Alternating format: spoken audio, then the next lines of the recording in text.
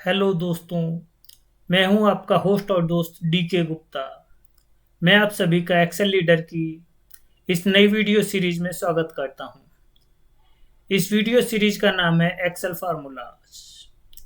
इस सीरीज के हर वीडियो में हम किसी पर्टिकुलर फार्मूला के बारे में डिटेल में डिस्कस करेंगे, जैसे उसका नाम, उस फार्मूले का ग्रुप कौन सा है और एमएस ऑफिस के किस वर्जन से ये अवेलेबल है, उसका डिस्क्रिप्शन, उसका यूज, उसका सिंटैक्स क्या होता है, उसको यूज करने के लिए कितने और क्या क्या आर्गुमेंट्स की ज़रूरत होती है, और जो सबसे महत्वपूर्ण बात है वो है प्रैक्टिस एग्जाम्पल्स के द्वारा उस फार्मूला को यूज करना और उस फार्मूला को, उसकी फंक्शनलिटी और यूटिलिटी को अच्छे से समझना। दोस्तों, हमारा फार्मूला ऑफ द डे है एवरेज ए। तो अपना डिस्कशन शुरू करते हैं एवरेज ए फंक्शन के लिए।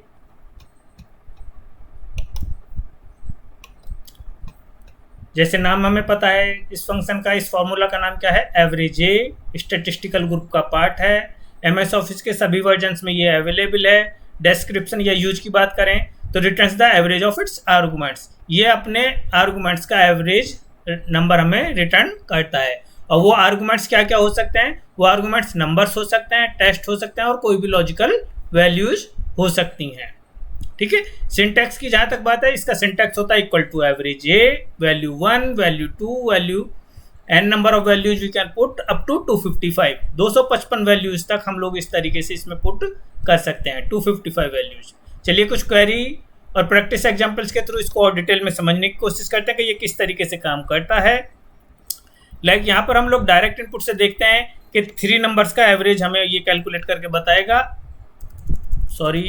Equal to average A, tab से मैंने सेलेक्ट किया एवरेज ए, और 3 नंबर्स हम लोग एंटर करके देखते हैं, 6000, 12000 और 11000। तो सिस्टम ने हमें इनका एवरेज रिटर्न करके बता दिया 9666.67 rupees is the average of these 3 numbers. ठीक है। इसी को दोबारा एलोबरेट करके देखते हैं और फर्दर आगे क्या हो सकता है। बाई चांस 11000 के बाद अगर हम लोगों से एक कॉमा हमने लगा दिया या कॉमा लगा रह गया तो हमारा आउटपुट किस तरीके से इफेक्ट आएगा उस पर देखते हैं। तो आउटपुट अब हम लोगों का चेंज हो गया 7250, क्योंकि यहाँ पर अब 4 वैल्यूज हैं, 6000, 12000, 11000 और फोर्थ वैल्यू हो गई 0।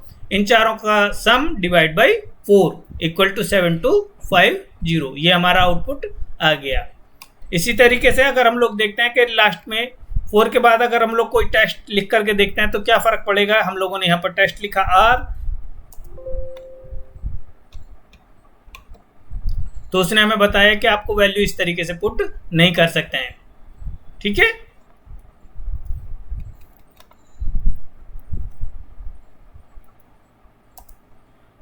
इसी को दोबारा और एलिबोरेट करते हैं कि अगर कोई लॉजिकल वैल्यू है तो किस तरीके से काम करेगा। कि जहां पर हमारी फोर्थ वैल्यू थी हम लोग वहां पर एक लॉजिकल वैल्यू लिख देते हैं 2 इक्वल टू 2, और एक्सेल में if it is true then it returns 1, और अगर वो फॉल्स है तो उसको 0 डिनोट करता है। लाइक जैसे हम लोगों ने यहाँ 2 इक्वल टू 2 लिखा, ट्रू वैल्यू है तो ये इसको 1 डिनोट करता है, और 1 की वजह से हमारा एवरेज चेंज हो गया 7250.25। यहाँ पर हम दोनों में डिफरेंस देख सकते हैं। ठीक है।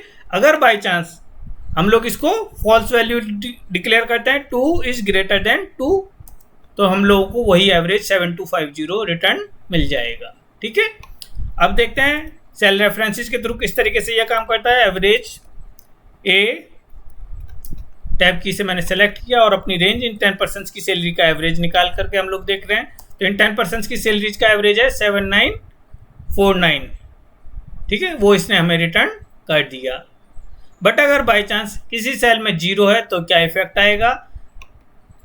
अगर 8250 की जगह हम लोग लिख देते हैं यहाँ 0 है तो इसने एवरेज हमें चेंज करके दे दिया इन सब का सम और डिवाइड बाई 10, इन सब का सम और डिवाइड बाई 10। बट अगर बाई चांस ये सेल ब्लैंक है तो क्या इफेक्ट आएगा वो देखते हैं। कंट्रोल जेड कर लेते हैं पहले, जिससे हमारा डाटा सेट ठीक हो जाता है, और इसको डिलीट कर देते हैं। तो इसने हम लोग को एवरेज क्या बता दिया कि इन सब का एवरेज मीन्स 9 नंबर्स रह गए। डिलीट होने की वजह से डिलीट को ये काउंट नहीं करेगा। ब्लैंक अगर बिल्कुल 0 है तो उसको काउंट नहीं करेगा, नहीं वहाँ डाटा कोई है ही नहीं। तो 9 सम वैल्यूज हो गई, 9 का सम किया और डिवाइड बाई 9 करके जो आउटपुट आया वो इसने हमें रिटर्न कर दिया। कंट्रोल जेड करके डाटा सेट को ठीक करते हैं।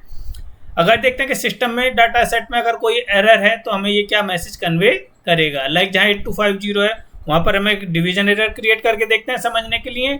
इक्वल टू 8250 डिवाइड बाई 0, तुम्हारी आउटपुट सेम वही मैसेज इसने हमें कन्वे कर दिया डिवीजन एरर का, ठीक है, वही मैसेज कन्वे कर देगा।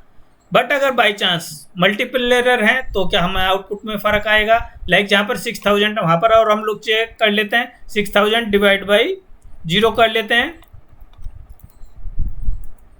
तो भी वही मैसेज, क्योंकि दोनों एरर एक ही हैं, डिवीजन एरर वही मैसेज कन्वे कर दिया। बट अगर ये डिवीजन दूसरी एरर होती है हैश एन ए करके देखते हैं हम लोग, तो जो भी वैल्यू पहली मिली उस फॉर्मूला को उसने वो एरर मैसेज हमें कन्वे कर दिया। लाइक यहाँ पर एन ए है तो एन ए रिटर्न कर दिया और डिवीजन एरर थे तो तब केवल डिवीजन एरर कन्वे कर रहा था। कंट्रोल जेड करके हमने डाटा सेट को ठीक किया। अब इसके बाद देखते हैं कि कैलकुलेट एवरेज सैलरी जहाँ पर टेस्ट भी हो, अगर बाई चांस में कहीं कोई टेस्ट है तो क्या आउटपुट आएगा। लाइक जहाँ 8250 है पहले हम 0 करके देखते हैं तो वैल्यू हमारी 7124 हो गई, ठीक है। इट मीन्स यहाँ 10 वैल्यूज हैं, इन 10 का सम किया उसने और डिवाइड बाई 10 कर दिया, ठीक है। अब जहाँ पर हम लोगों का 0 है वहीं पर अगर हम लोग टेस्ट लिखते हैं तो हमारा आउटपुट में कोई चेंज नहीं आया। इट मीन्स टेस्ट उसको 0 मानता है, ये फार्मूला टेस्ट को 0 मानता है बट अपनी वैल्यूज के लिए उसको 10 वैल्यूज काउंट करता है, क्योंकि यहाँ पर हम लोगों को लिखा हुआ भी है कि ये नंबर्स, टेस्ट और लॉजिकल वैल्यूज सब पर काम करता है। तो अगर हमारी रेंज में कहीं कोई टेस्ट है तो उसके लिए ये एक अपने आप में एक सेल है और उसको डिवीजन करते वक्त उस को काउंट करके डिवाइड कर देगा, ठीक है। नेक्स्ट अगर हम लोग देखते हैं कि सेल प्लस एवरेज किस तरीके से काम करेगा। डायरेक्ट इनपुट अगर हम लोग देखते हैं इक्वल टू एवरेज ऑल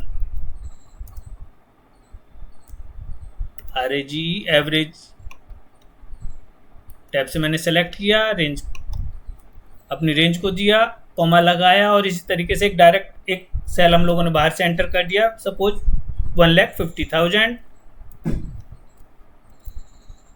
तो अब हमारी 11 वैल्यूज हो गई, 10 यहाँ हम लोग रेफरेंसेस के थ्रू हैं और एक 11th वैल्यू हम लोगों ने अपने पास से एंटर कर दी। तो ये किस तरीके से काम करेगा, इन सब 11 वैल्यूज का सम करेगा और डिवाइड बाई 11 करके रिटर्न कर देगा।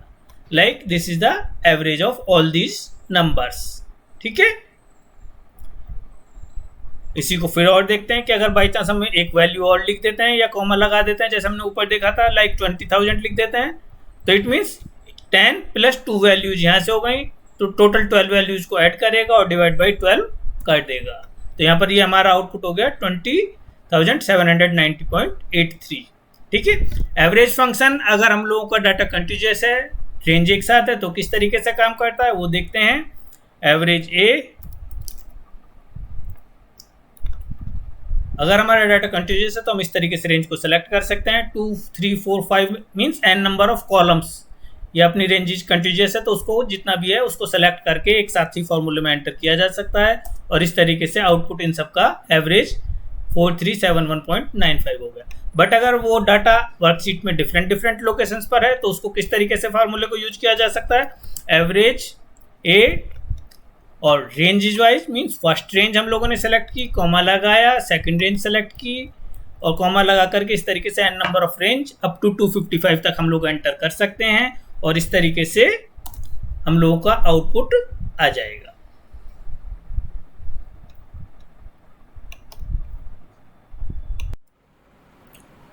आज के वीडियो में इतना ही।